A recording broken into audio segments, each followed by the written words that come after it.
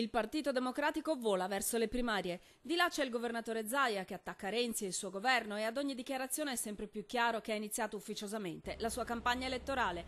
Di qua, altro che agosto e ferie, sono al lavoro per preparare la ripresa della stagione subito ai primi di settembre, perché a metà novembre si voterà per le primarie. Noi abbiamo già un cronoprogramma ben preciso. Le primarie in autunno, probabilmente nel mese di novembre si faranno per la scelta del candidato. Stiamo lavorando sul programma. Sarà un settembre di tavoli, direttivi, autocandidature, poi un ottobre di campagne elettorali.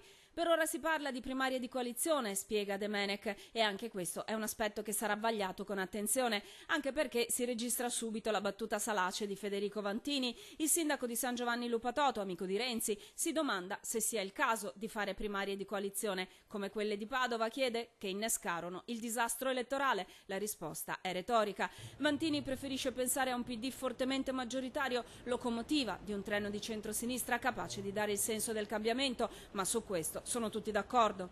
Tutto quello che sta succedendo in questi giorni fa capire che il governatore attuale, che è Zaia, quindi è molto agitato, perché credo per la prima volta ha paura di un centro-sinistra e particolarmente un partito democratico che è un'alternativa vera. La questione centrale, quella dei nomi, per ora resta in sospeso, anche se le quote rosa spingono forte. Sono ancora in salita le quotazioni di Alessandra Moretti, eurodeputata vicentina, che a maggio ha sbaragliato tutti in preferenze.